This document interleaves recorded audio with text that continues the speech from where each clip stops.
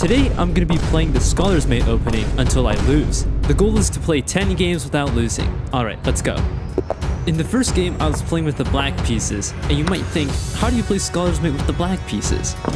But my opponent wasn't having any of it, and so I had to move my queen out of the way. Ooh, queen trade? I can't queen trade, no queen trade.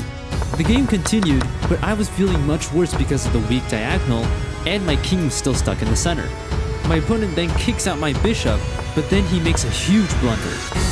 The queen now sees the rook, and it's completely free. Okay, well he just hung a rook, so that's pretty cool. There's no fork because the bishop protects, and I just win his other rook. Nice. And you know, that's just the power of the Scholar's Mate. And it looks like round one's gonna be pretty easy. The game continued without a hitch, and I went on to win. And yep, GG. But little did I know, it was only getting harder. Oh, let's go. White pieces. Whatever. Scholar's Mate time. Oh, look at this power. Look at this power. Bishop, queen, the ultimate. But despite getting the ultimate power, I quickly made a mistake. Oh no, I just messed up.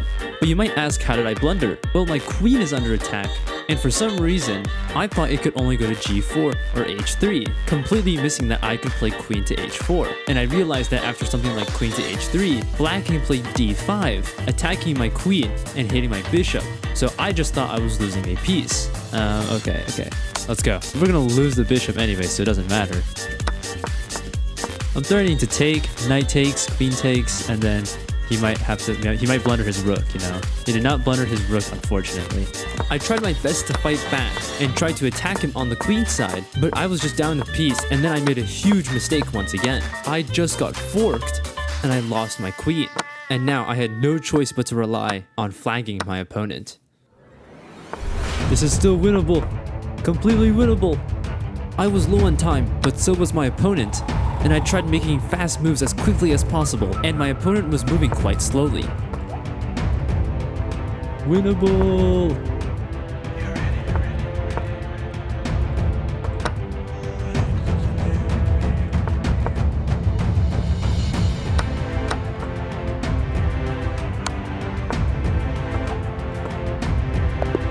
Yes!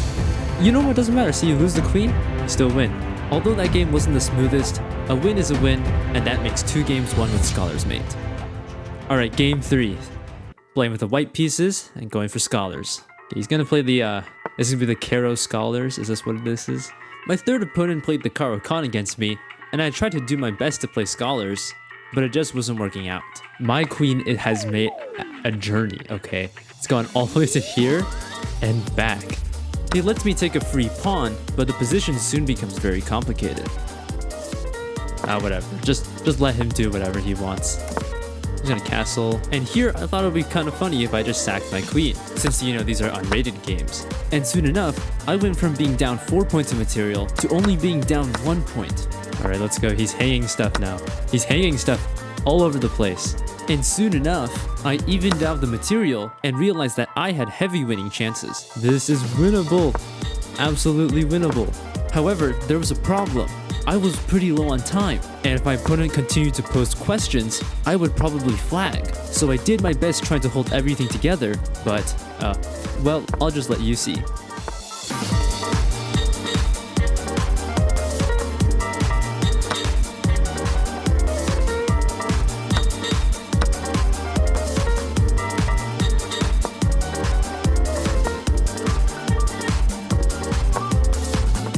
Let's go, pre-move time. This is where my bullet skills will show.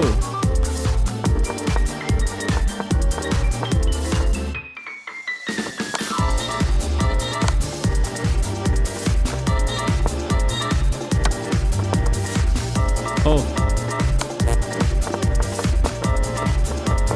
Let's go. You don't need a queen to win, see? Don't need a queen.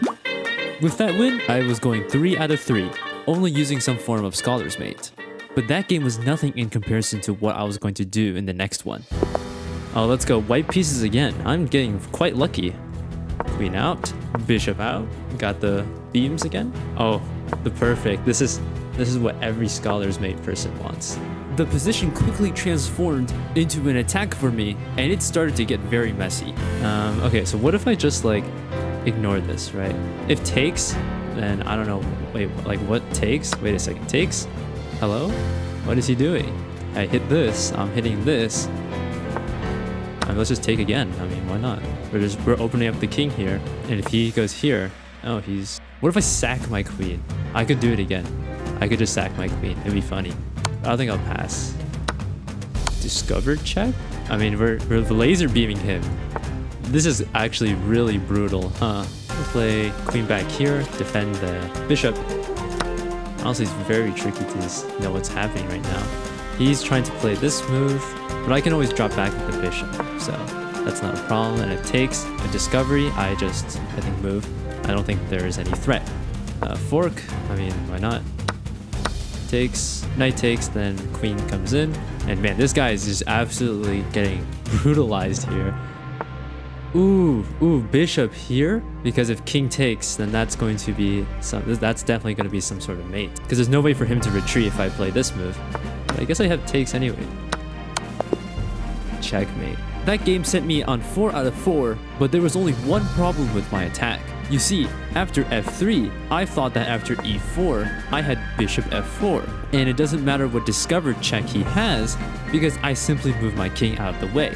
But after e takes f3, king to d2, stepping out of check, black just takes this pawn, and my rook is trapped in the corner. And if I take the pawn with my queen, then after bishop takes, king to c2, I get forked.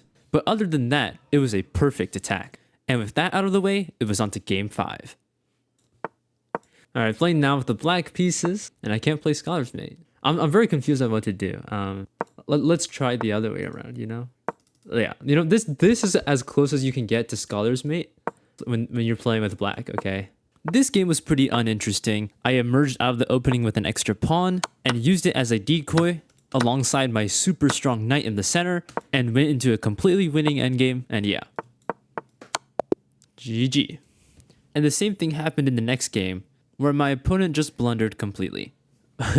That's a funny move. So what he's trying to do, he's trying to sacrifice the rook for this, but there's no mate. There's just no mate. So yeah, there's not a mate, unfortunately. So because the queen also covers. It was a nice try, but it doesn't work. I quickly won this game and went on to the next. Checkmate. I was 6 out of 6 and on to the 7th game, but this is where I met my rival. The game started off with me getting 2 pieces for the rook, allowing me to create an attack on the king. Ooh, I have something pretty nasty. Here I saw after rook to f4, attacking this knight, I had knight takes e3, hitting the rook, and now this rook is hanging. And if queen takes, then I simply have checkmate on g2. But my opponent didn't play that and I won the exchange. There's one problem, however. Okay, we're down on time. We gotta play fast.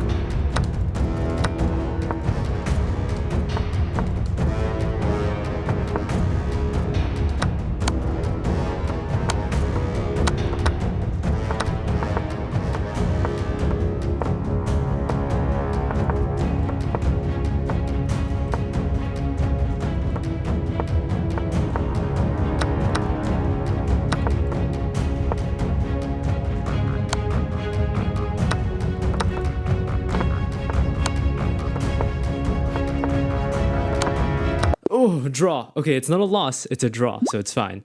Oh man, I was completely winning there, but time trouble, you know. I had to give the check first. I completely screwed up converting, so it is what it is. However, I still hadn't lost a game yet, and now it was time for game 8. I started off with Scholar's Mate, and as the game progressed, I created a super strong center with all my pawns connected. And as the game continued, I broke down my opponent's walls and was able to win a full rook and checkmate the opponents a couple moves later.